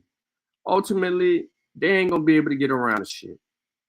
All right. So we know that they have this out there, the Calgary Public Library, and they go over the indigenous language lessons, and it talks about the Blackfeet, right? They got it all up and down there. They teach it. There you have it. I don't want to hear nothing about it. So if they want to claim it, we know. And listen, I said this before because you heard me turn around and say this. Look, highlighted on the screen is an Algonquin language. You heard people claiming this shit. So to kill two birds with one stone, if they don't know the language, if they don't know that, listen, you got the language still being spoken. These people that y'all arguing with have told y'all that the white people that took their language told that. No, they didn't. They still speak this shit. And then to turn around and you got the Haplogroup B2. Come on, man. What are we talking about? There you go. Exactly, Thomas. And the second dude that I showed on the screen, absolutely. Full-blooded. He ain't mixed with nothing. He full-blooded. This is what a full-blooded person look like. The little girl we shown, we all know that she's mixed. We know that she mixed. We don't know what she mixed with, but we know she mixed. But that homie right there, you know what I'm saying? The feather in his head, with his ancestral badges right there, that means something. He rocking something that means something right there on his shirt.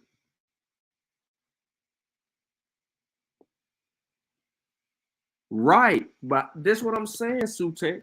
Why are they claiming something? Right. Let me go back to it, just so y'all know. This is how you start researching these people's claims, or you start being exposed to additional information to help you catch these people red-handed, because they've been able to run with that lie for so long. The Blackfoot language, also called Siksika. I said that right. There you go, written. It's written right here in symbols. Right? Often angelicized as Sika is an Algonquin language spoken by the Blackfoot of the Niitsitapi people who currently live in northwestern plains of North America. There are 4 dialects, 3 of which are spoken in Alberta, Canada, and 1 is which is spoken in the United States. So I told you that they speak this shit. They ain't lost their languages. These aren't the only people that still speak their native language.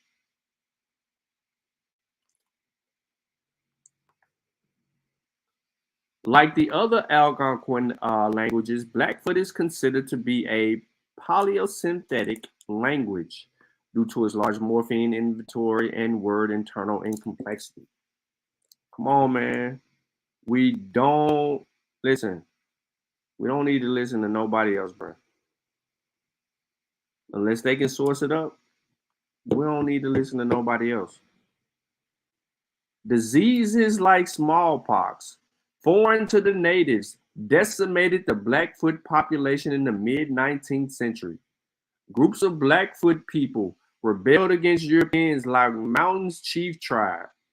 But in 1870, a peaceful Blackfoot were mistaken for the rebellious tribe and hundreds were slaughtered.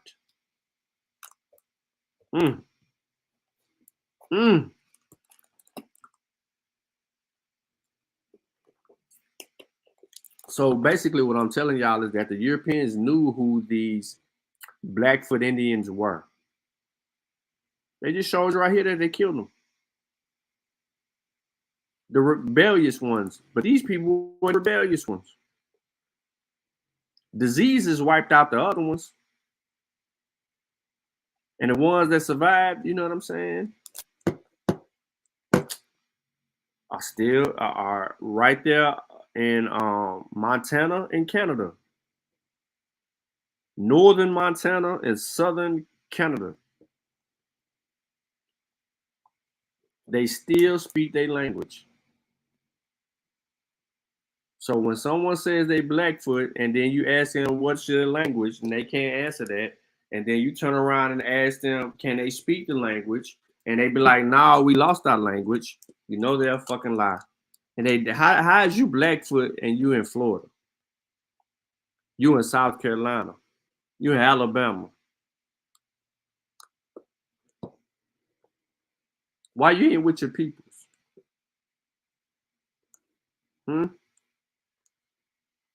Y'all, cause y'all making up shit. And did you take that's why we gotta stay on them. Did you take a DNA test? What's your haplogroups? Now they might come up with some little lies and say that they're B2 haplogroup now that they know that the B2 is associated with the Blackfoot. However, if they don't show you the DNA evidence, they can't substantiate anything.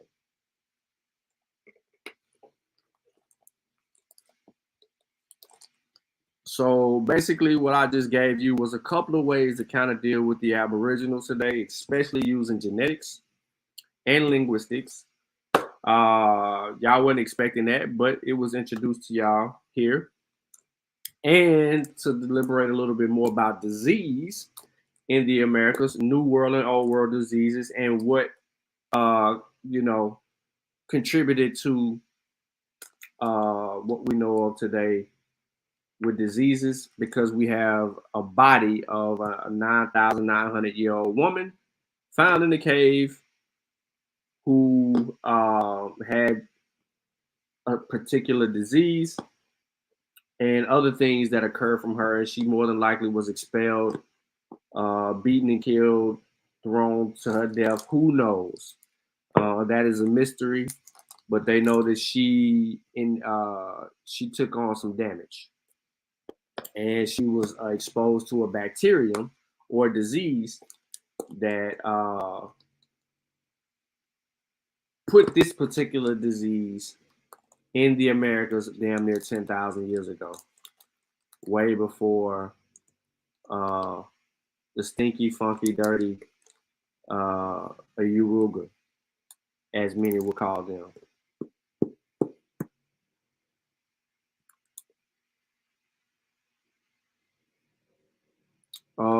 Zion says was yep, in the South Dakota pipeline got executive order. Yeah. I'm trying to see some notes. I'm not Abo, but also an Indian sympathizer. Oh, clear. Not all the soldiers was happy killing them because the way the Buffalo soldiers was treated, right? Different convo. Could the Buffalo soldiers mix the Blackpool tribe during the Civil War and after? Just asking. Most definitely because the word black. Blackfoot people. No, the Buffalo soldiers were killing them, yeah. What was there? Said with an aim was fighting for the civil rights. Yep. Wrong. They worked for the U.S. government. Kevin is answering some questions, so I ain't got to answer a lot of this stuff. But yeah, man, if you were unfamiliar with a lot of that information, hopefully you get that back with you. You can access all the information that I provided to you in the description, except for the Blackfoot language. Which, hold on, let me go back to my source. But you get this out of my source, and you can go back and look at it. So I really don't, it's in the description. But all because this gentleman, Alvin Willie Crawford, his willingness to learn and to understand his people, he decided to get a genetics test. And out of getting a genetics test, it told him more about his history and how the B2 spread from south to north and yada, yada, yada. So this guy is instrumental in Native history, just him by himself, because I'm saying him by himself for a reason, because that 55 generations,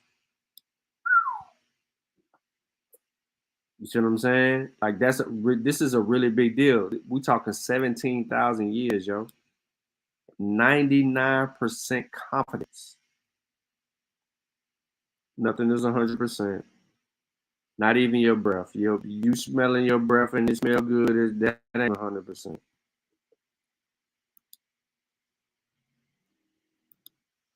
So I ain't talking Buffalo Soldiers, but I'll talk about anything that I presented today. Or if life, if you want to come on and speak the language, is cool.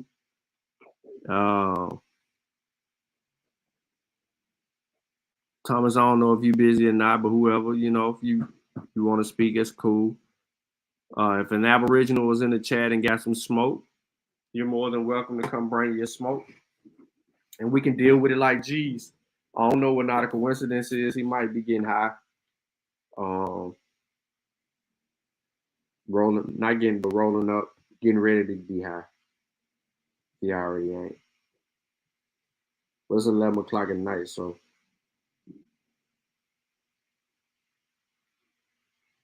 no telling about that boy. Let's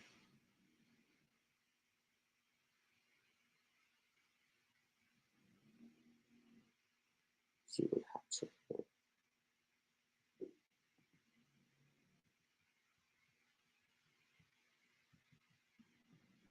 Ain't nobody hitting that link. Y'all scared, man? Y'all scared of history?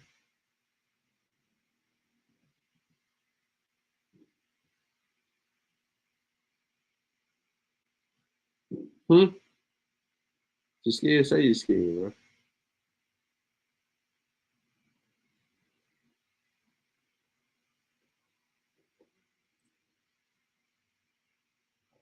Scared? Say you scared, bro. Oh.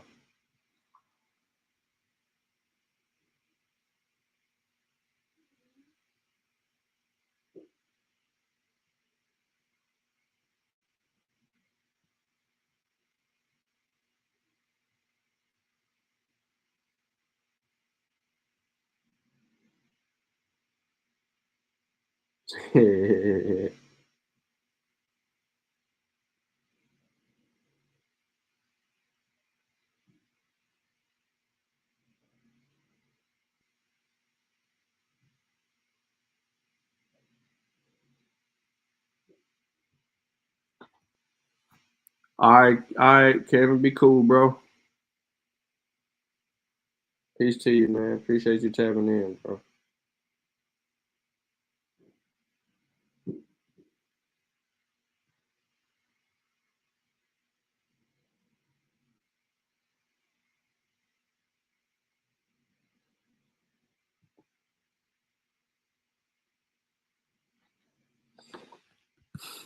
Let me see if I can catch up. Let me show y'all something. Have you? And for those of you who missed Not a Coincidence show earlier, really need y'all to go back and check it. Hold on 1 second, Kevin.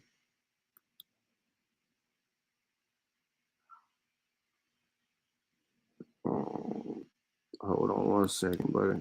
Trying to pull something up first.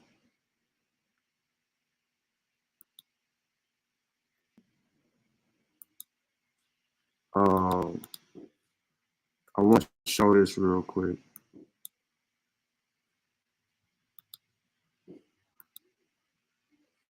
Then I'm gonna bring you up.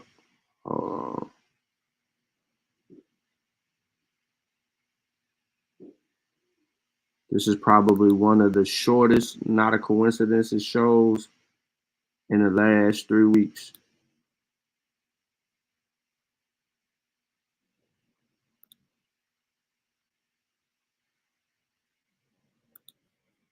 Get up under the Africans. And then we're like, we don't need the Africans. But if they stop, if you tell them, go back, hold on. I'm about to go off. You know what I'm saying? Knowing he wouldn't have did that on Sinetta's show. But he went on Topcats and thought Topcats was going to take up for him. Topcats did not have his back. But Topcats like, yeah, Sinetta ain't say that, or Sinetta did address that. So big up to Topcats for that. Hey, the one I see. No, go ahead, brother. I was just bro. Top be trying to ride the side because Sinetta really gave him his big break. You know what I'm saying? So he don't want to shit on Sinetta too much. Yeah, and they know they need to run over there and try to recruit new pseudos. Man, what color pom y'all got on, man? Hold on. What's good, Rude Word? What you talking about? I'm just wondering what color pom-poms y'all got. What color is the truth? I'm like, y'all up here taking that damn colorway is fake. Okay, fine. Why don't y'all attack the niggas' information with y'all pseudo shit? I did. Did you watch? So you didn't see the beginning. Go back. Hold on. Listen, and I'm giving you a simple answer. I'm giving you a simple answer, brother. You can go back and watch the first hour and 20 minutes. I'm talking about nothing but his information. Nothing but his information. So you might need to go back. So instead of come up there, hey, it sounded like he snapped his fingers when he said pom poms. Nah, look. Hey, keep that soundbite. Keep that soundbite. Hold on. Go ahead, Sean. So, root word. So, do you agree that the Man, slave I trade asked y'all a happened? simple question and y'all can't answer it. I asked you a simple question. What about our information is wrong, pom-pom holders? I just did an hour and 20 minutes about it. I'm getting to a question now. I'm up here now. Pom-pom, Mr. Pom-pom. Can I finish? Root word. Okay. No. Answer my question first with your pom-poms. Do you agree? Because I was talking before. Man, get me the fuck out of here if you ain't gonna let me ask my question. We just heard what you said. So first, before I answer your question, do you agree? I want to answer from you, pom-poms. Who the fuck is pom-poms, yo? Don't respond to it. Don't respond to it. He's trying to redirect the conversation. We know what this is. Your history is pseudo. It doesn't exist. You all have a what about the history is wrong?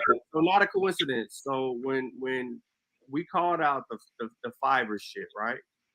When we called out the Fiverr shit, right? That shit was done in 2017, showing that he was paying people to make fake commercial ads about a whole Aboriginal movement. And he was writing this shit, rewording some sources, and then adding the words Aboriginal into that shit. So when these fake newscasts would broadcast that shit, motherfuckers thought that shit was real, and it ran his views up.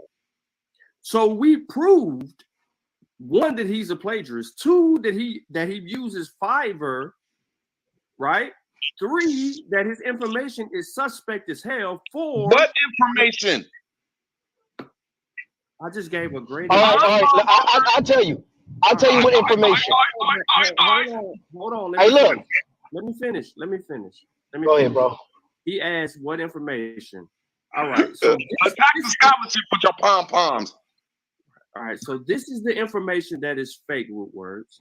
The man claimed that motherfuckers rowed a fucking boat all the way across the seas to come to America to enslave. Sean, hold on. Let me play it real quick. Watch. Here we go, root words. Watch. Deceive people. He's using deception when he gives you these little snippets. When he said where to see people is long. Stop talking. Many people are falling for this. Let's go back to the video. Tens of millions of Black Americans, or rather Indians, who disappeared in 1492 did not all die in the Holocaust inflicted within America. Hundreds of thousands were shipped to Europe and Africa as Indian slaves. The whole slave trade story was... So this is interesting. Listen to this again. He's saying that neither from America was shipped to Europe.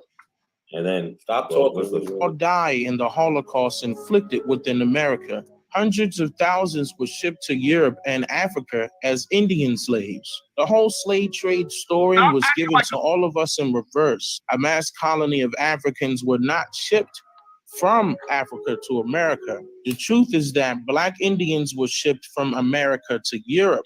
They were then shipped from Spain to Africa as commodity for African resources. These Black Indians, now mistaken as African Americans, were shipped back to America and classified as African slaves. This part of our history.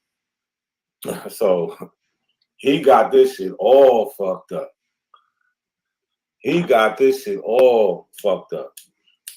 Let's say it again. America. The truth is that Black Indians were shipped from America to Europe. They were then shipped from Spain to Africa as commodity for African resources. These Black Indians, now mistaken as African Americans, were shipped back to America and classified as African slaves. This part of our history is what the school systems failed to mention in history programs. Bro, what are you talking about, man? Yeah, what is he talking about? So he's saying that he left.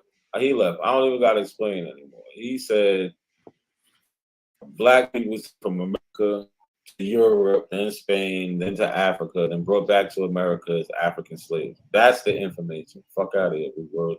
Okay, well, let me ask, so who is right, Dane Calloway or Big Aboriginal Power, when you say in A1? Because they say that they enslaved white people here. So which one do we listen to? Oh, but hold on. Look, Dane also says that. Watch this. He also says that. Oh shit! Oh shit! Watch. He said, because look, remember, he just said what I just said, right? He said American Negroes was brought from America to Europe, to Spain, to Africa, then back to America. You heard that, right? Yeah, I Black heard. Power. Yeah. All right, Yeah. now watch this. Now watch this. That's crazy. American. I got the untold truth of the transatlantic slave trade. In his book, he talks about, from what we can see, he talks about white people being the real slaves brought to America. He doesn't talk about what he just said, how he doesn't talk about what he just said, how the American Negro was brought to Europe and in Africa. That's not what his book is about. Hold on, time out. So are you telling me I could use Dane Calloway book to debate Dane Calloway video? Yes. Damn. Yep. Basically, yeah. Damn. All right, so real quick before Callie, you say anything, who knows where this photo is from? If this is an original photo, right? I think the idea of this is there was 2 white men here and then there was black slaves that followed behind here and they just reversed the roles of that. But I'm trying to find this same photo because there's a photo, I think it may be even from a movie, just to be real. It may be a movie scene or something like that. When this transpires, I ain't slow. I seen this before, but I gotta find it because this would be another attempted plagiaristic move by Dane Calloway, and he released this book and he wants $40 for this book. I'm not giving him $40 to debunk his book. As bad as I want to go through his book and just debunk it and write a response to it, I'm not finna spend $40. He ain't worth me spending $40. There's no way. So if somebody else is brave enough, or if y'all wanna cash at me, everybody look, I'm getting like the elbows. Everybody wanna cash at me about $5. Everybody watching, cash at me $5. I'll buy the book, and you can expect it to get debunked. Chapter after chapter. I'm gonna read one chapter, label the claims, and then the claims can be addressed from each chapter. He wants 10,000 to debate Jabbar. I thought it was 25,000. Somebody told me he wants 25 on the back end. He wanted 50,000 to come to New York or something. I don't know. I don't want to lie on nobody.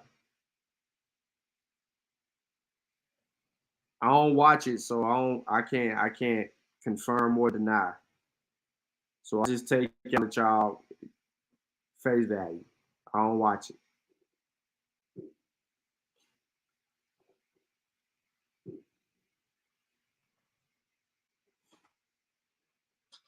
What up, Callie?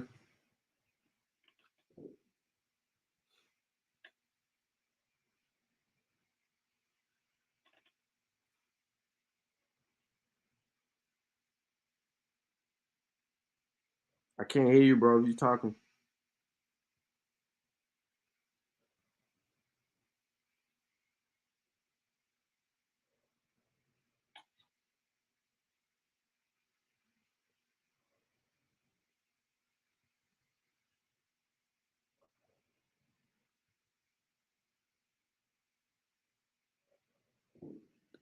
Still can't hear you, Callie. You're on mute.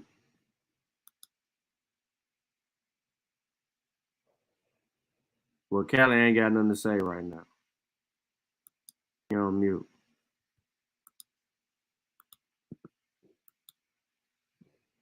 He said no. First he said 5K, then saw Cheddar offered that, and he still ain't accepted. So he wanted 5,000 first? Bruh, you tripping, bruh. Who want to explain this shit to me? Come up here and explain this to me. I wouldn't exactly. That's still. I think 5,000 is too much. He wants you to pay him. He wants you to pay him 5,000 to expose. Because listen, the truth of the matter is this: if you buy the man book, he is subjected to what is written in that book. So you can't just debunk him on YouTube. You could debunk him on YouTube, and then you can publish the book behind it, and you can label it Debunking Dan Calloway, right? You could debunk his book, and then everything you use to debunk his book, you can put it in a book format and present it as written literature as well. So it'll be a counter to his shit. Yeah, I would not do that.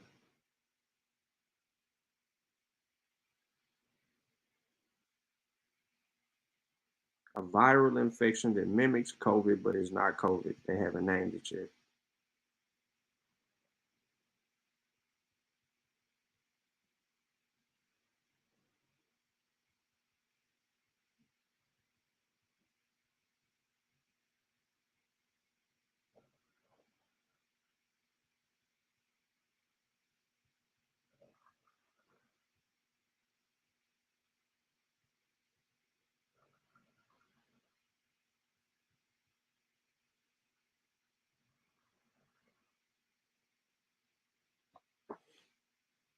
What up, Keenan?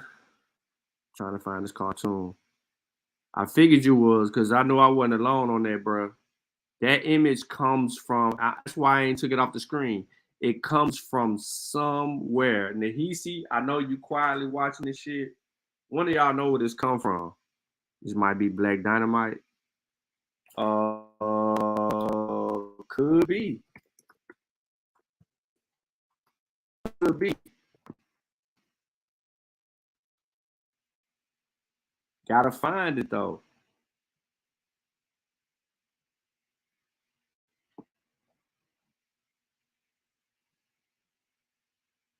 I'm telling you, it's something, man. Is it the second dude that's giving Black Dynamite vibes?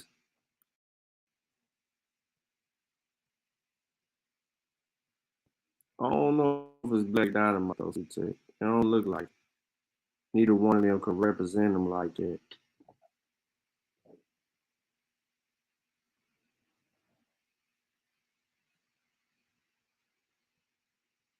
This is somewhere though. It is something. I know it's from something, and we gotta find it. We find that. We find the itch. Yeah, we gotta come up with that. We already know about Fiverr. And them niggas bought that shit. I can't believe that. When we did that whole show on that, it's like he using some news people. Man, he wasn't using no news people. He was faking the funk. So ain't nobody got nothing to say about the disease, old or new world diseases, or the B2 Haplogroup. Nothing.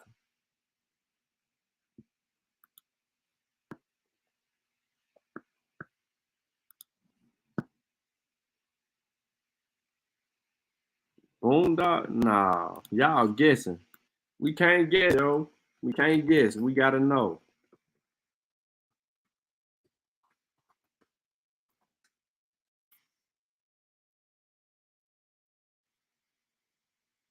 It ain't Boondocks.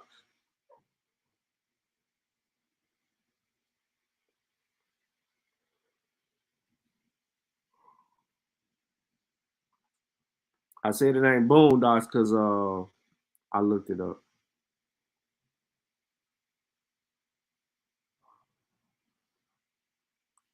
Let me check Amistad.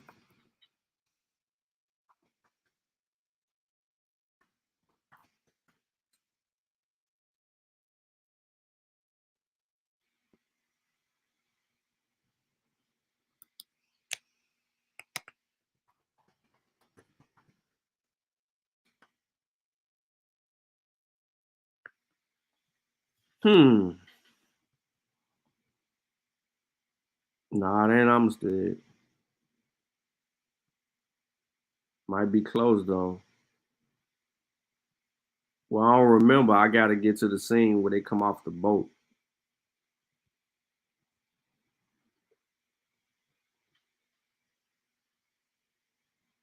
Telling y'all, man, if we find where that's from, it's gonna be funny. Telling you, it's gonna be funny to laugh at.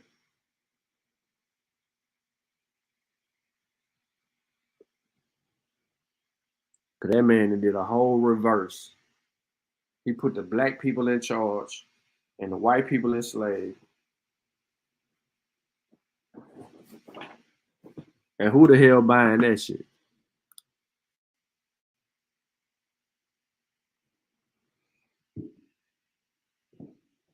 Sutek said he think this might be the episode. Hold on, I have to go on YouTube to try to see what you put in the chat.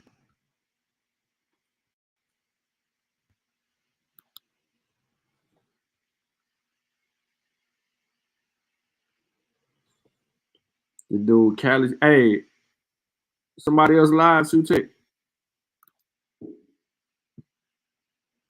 Who live right now? Somebody else live?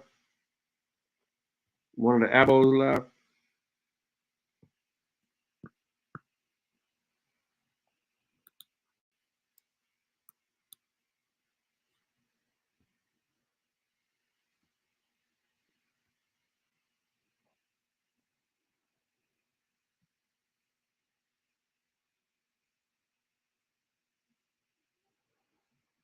I don't think this is it.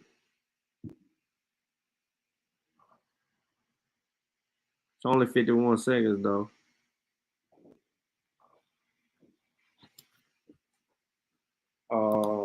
Let me see.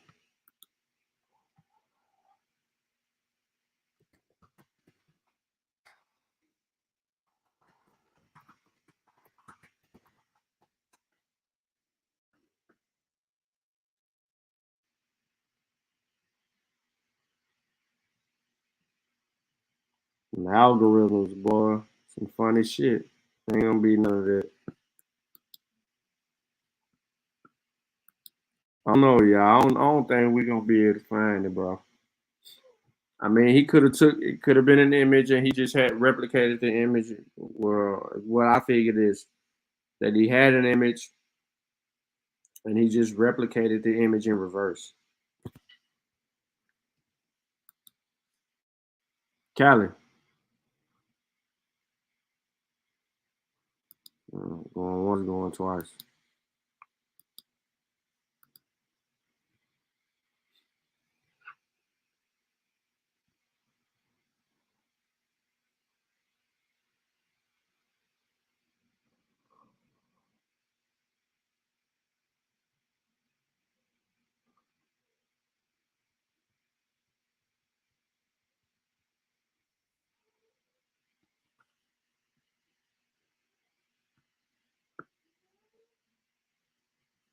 Yeah, you don't have to do that. Oh, there was one more thing that I forgot that I'm finna share right now. I gotta share my entire screen.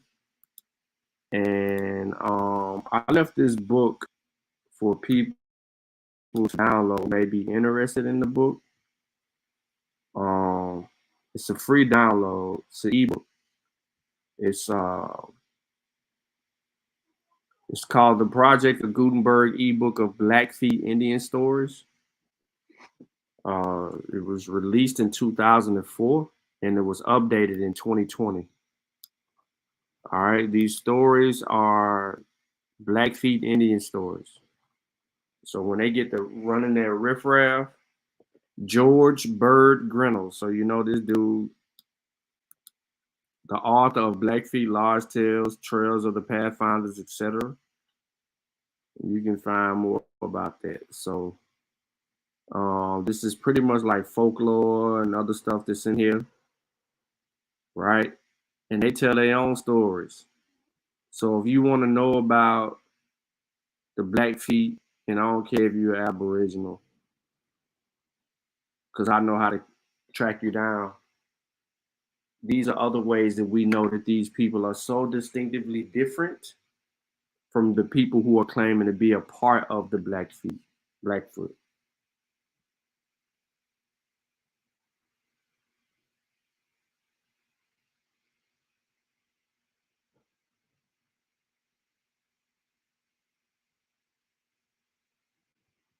Yep.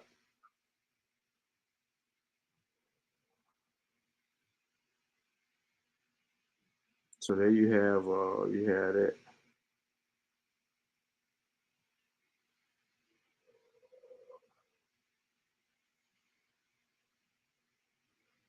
You can get into that, but you see some buffalo stores and all kind of craziness in this book. I ain't saying craziness like that, but it's a good resource to understand the cultural nuances of the people. Like this, for instance, since we were talking diseases, right? The chief god of the Blackfeet is the sun. He made the world and rules it. And he made the world and rules it. And to him the people pray. One of his names is Napi, old man, but there's another Napi who is very different from the sun, and instead of being great, wise, and wonderful, is foolish, mean, and contempt. Now we shall hear about him further on. Every year in the summer, about the time the berries ripen, the Blackfeet used to hold a great festival and sacrifice, which we call ceremony of the Medicine Lodge. This was a time of happy meetings, of festing, of giving present, but besides this, rejoicing those men who wish to have good luck in whatever they might undertake, try to prove their prayers sincere by sacrificing their bodies, torturing themselves in the ways that cause great suffering. In ancient times, as we are told in the books of history, things like that used to happen among many people all over the world. It was the law that the building of the medicine lodge must always be pledged by a good woman. If a woman had a son or a husband away at war and feared that he was in danger, or if she had a child that was sick and might die, she might pray for the safety of the one she loved and promise that if he returned or recovered, she would build a medicine lodge. This pledge was made in a loud voice, publicly in open air, so that all might know the promise had been made. At the time appointed, all the tribe came together and pitched their lodges in the great circle, and within this circle, the medicine lodge was built. The ceremony lasted for 4 days, 4 nights, and during the time the woman had promised to make the medicine lodge, neither ate nor drank except once in sacrifice. Different stories are told on how the first medicine lodge came to be. This is one of those stories. I'm not going to get into the story.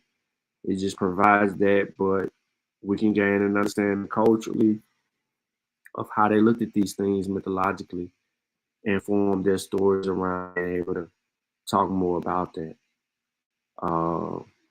You can see the languages here, right? The languages here. Let me highlight that in yellow. Enis Kim. I probably said that wrong, but the Singsakara language present in this particular book. It's on it twice. So we know what's going on with that. I did leave this book if you're interested in it. Even you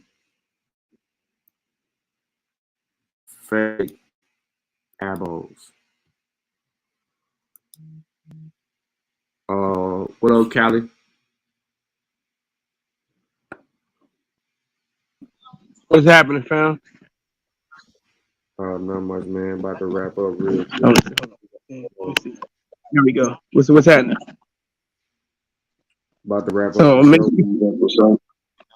Oh, about to wrap up the show. Okay, let me just say this real quick, man. Great work.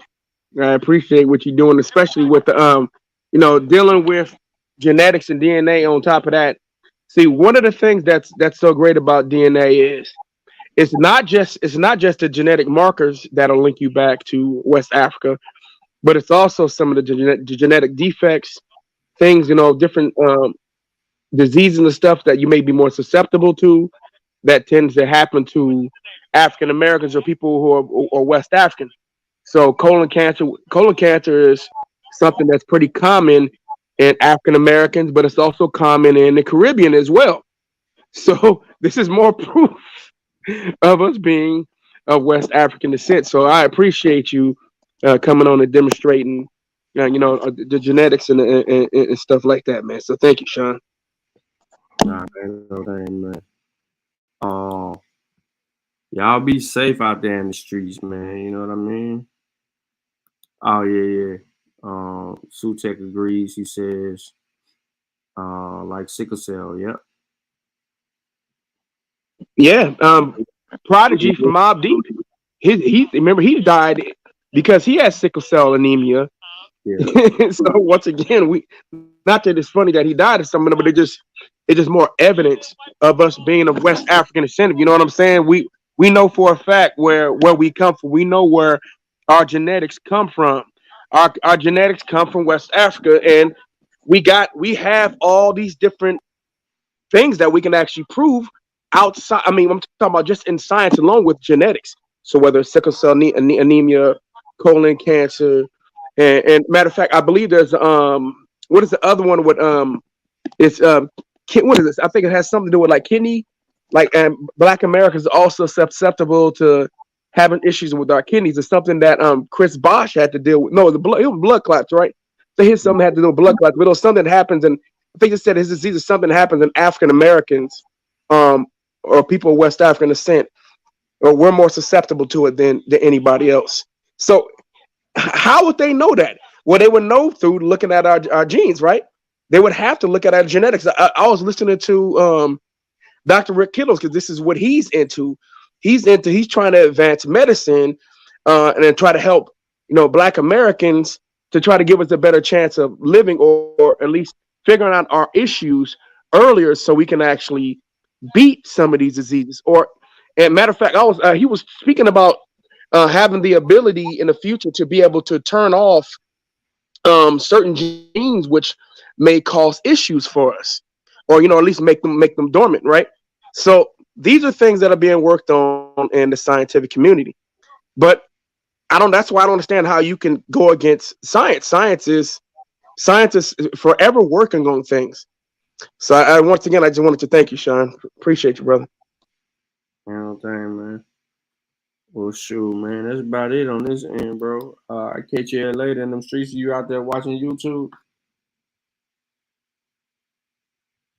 Say it again, bro. Who on YouTube tonight? Am I going on YouTube tonight? No. Who's on? Who's live right now?